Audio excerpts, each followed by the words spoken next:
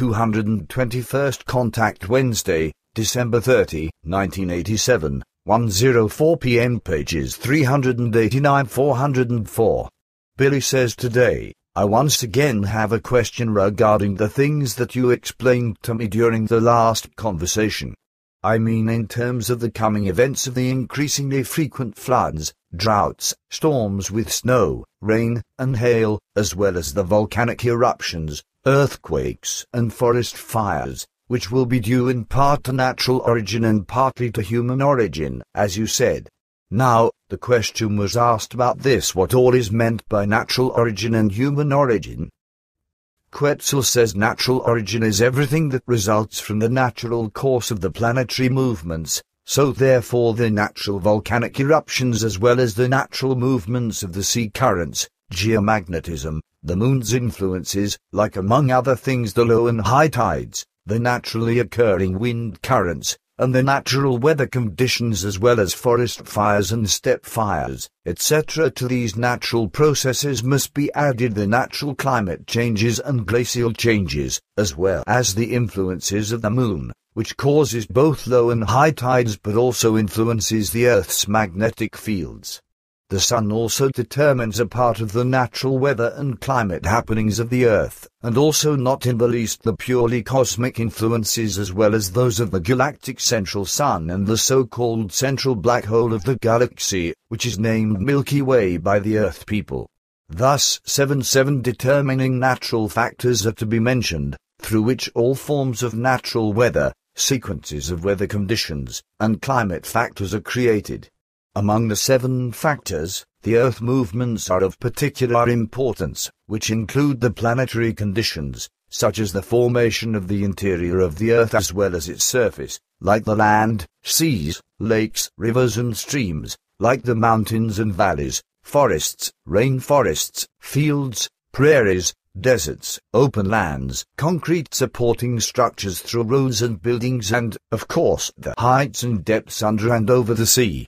Also very important are the environmental elements, such as the temperature, air pressure, wind directions and wind speeds, the various precipitations, cloud cover, and the duration of sunshine. The actual local climate results from the diverse interaction of all elements and factors as well as from the geographical latitude of each respective tract of land and from the latitude-dependent radiation intensity, to which is also added in each case the typical and different atmospheric circulation that prevails over the seas, large lakes, streams, deserts, steppes, forests, open lands, and over the rainforests and continents as well as mountains and plains. Even the Earth's magnetism plays an important role, which must not be forgotten. Now, if one makes a total for all influences, etc. of 100%, which must be arranged, as said, into 7 main factors of cause, then these can be divided in their influences, in terms of a percentage, approximately equally, so for every factor of cause, there arises an approximately 14.3% impact on the overall climate of the Earth. But now, if the influences are still added, which arise from the irrational, destructive, and irresponsible machinations in terms of the influencing of the climate, the changing of nature, and the environmental degradation via the Earth person, then it must be mentioned that 50% of all coming natural disasters no longer have to be attributed to purely natural origin but rather to the guilt and burden of the Earth person.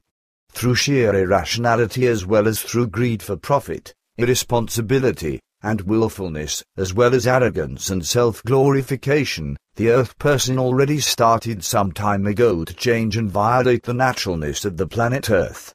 With asphalt and concrete, entire lands are built over with roads and buildings and are destroyed, vital seas are brought to drying out, the stock of fish becomes eradicated, the resources of the Earth are exploited senselessly and for pure profit and luxury, and air pollution and environmental degradation occur, which surpass everything in irresponsible willfulness and maliciousness. Enormous water dams are senselessly and irresponsibly built, by which shifts of the interior of the Earth take place and a tremendous pressure develops, by what means earthquakes and volcanic eruptions are caused.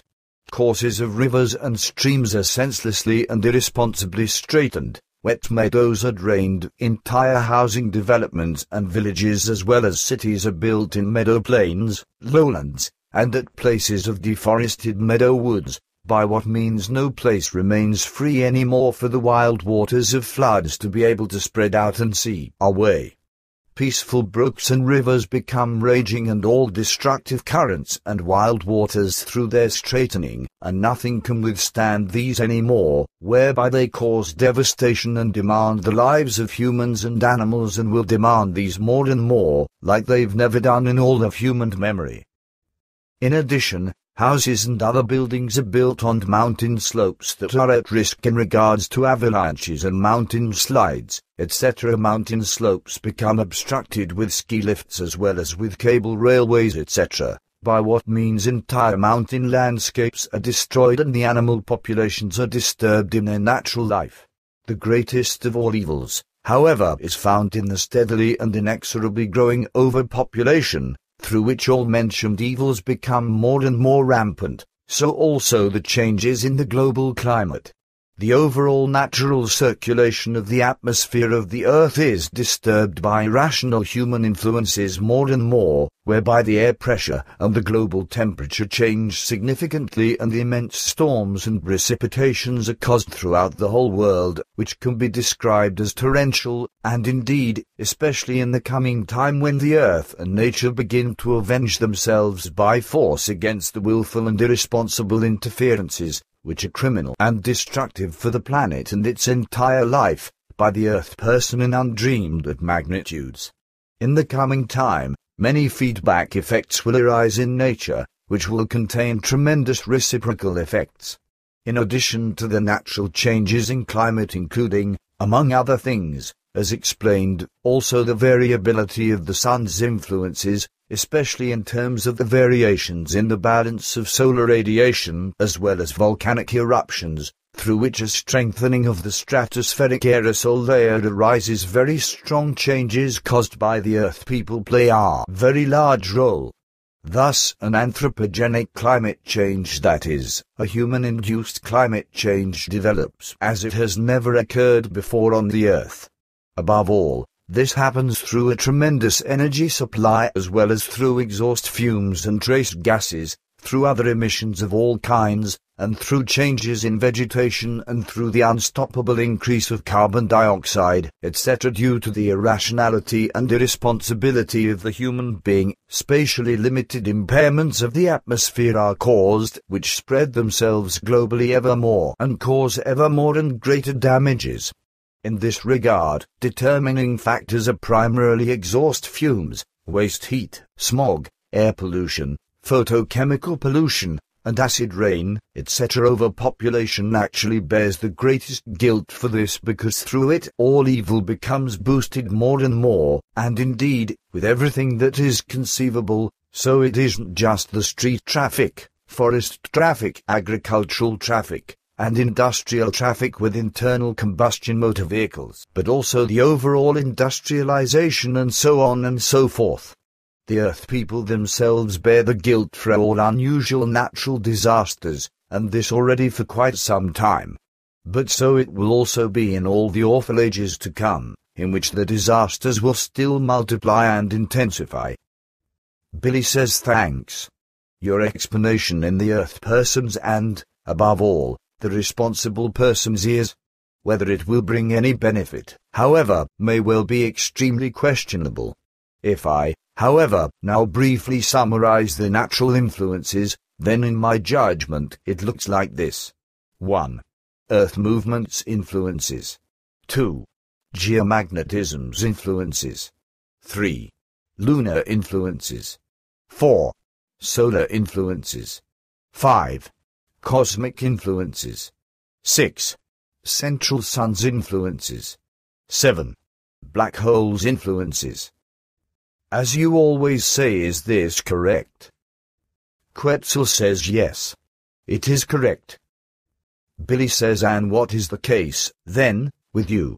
Do you also have large storms, severe weather, and floods, etc. on your worlds, as it is the case with us on Earth? I seem to remember Semyaza once saying,